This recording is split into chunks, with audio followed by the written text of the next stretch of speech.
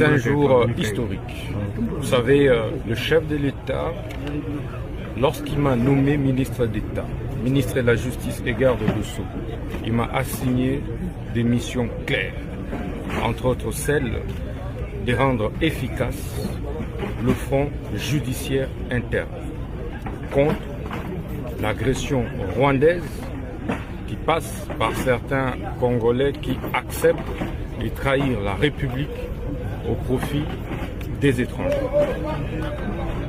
Et nous avons fait toutes les diligences nécessaires en instruisant, en donnant injonction à l'auditorat général des FARDC afin de pouvoir accélérer les poursuites internes contre tous les Congolais qui ont trahi la République, en l'occurrence M. Corneille Nangaa et ses complices.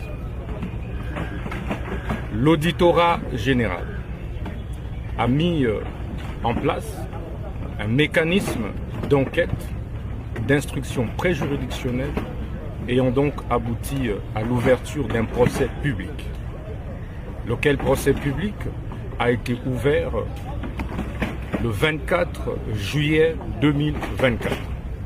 Et aujourd'hui, c'est l'aboutissement heureux de ce long processus d'instruction juridictionnelle. C'est donc ici les lieux de féliciter vivement la justice militaire congolaise pour avoir réussi à travailler dans un temps record dans ce procès et avoir rendu le bon droit, avoir dit le bon droit, avoir réparé moralement toutes les victimes dont les vies ont été fauchées par le fait de l'agression, de la rébellion entretenue, soutenue par le criminel Paul Kagame, avec des traîtres Corneille Nangaa et ses complices. C'est ici les lieux de remercier également les avocats de la République pour avoir défendu avec conscience la République, mais également les avocats de la défense, les différents barreaux, les bâtonniers du barreau de Kinshasa Gombe, le bâtonnier du barreau de Kinshasa Matete, pour avoir commis d'office des avocats en faveur de la défense, des prévenus. Mais également, il est important de souligner que nous allons attendre que l'arrêt qui vient d'être rendu, ou les arrêts qui viennent d'être rendus, soient revêtus de la force des choses jugées. Ça veut dire après l'épuisement des voies de recours. Voilà, prévu par la loi, pour que nous puissions nous assurer, de la mise en application de la peine de mort et des autres peines qui ont été arrêtées par à quel moment on va assister concrètement à l'exécution de la peine de mort? Il y a beaucoup de condamnés qui attendent cela, qui sont donc dans nos prisons. Comme vous le savez, il y a eu depuis quelques mois levée de l'embargo contre la peine de mort.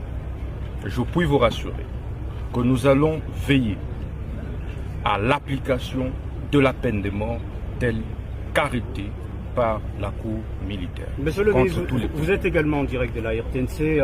C'est vrai, il y a parmi le 26 prévenus, il y a une partie qui est condamnée par défaut. Ça veut dire qu'ils n'ont pas comparé en personne, donc on est Nangaa et les autres, qui se retrouvent non seulement à la Cavane, mais dans une zone déjà occupée depuis longtemps où l'État n'a pas accès. Comment ça va se passer dès lors qu'au premier degré, on a déjà instruit leur arrestation et confiscation? Comment ça va se passer pour les arrêter? La mise en application de ces décisions, de ces condamnations.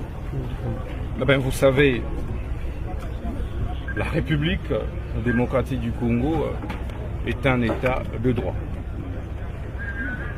qui prône donc les valeurs démocratiques et républicaines. Les lois de la République reconnaissent à tous les condamnés de ce jour le droit d'exercer leur recours. Ils ont donc 5 jours pour pouvoir exercer leur recours.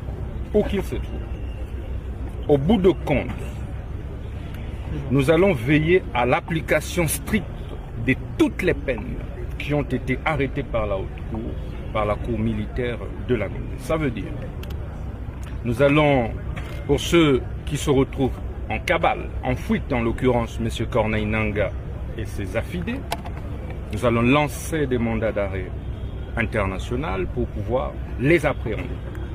Nous allons coopérer avec certains pays avec lesquels nous sommes en coopération judiciaire, afin que partout où ils se retrouveront, puisque désormais condamnés de justice, eh bien, ils seront appréhendés, arrêtés et extradés immédiatement en RDC afin de purger leur peine.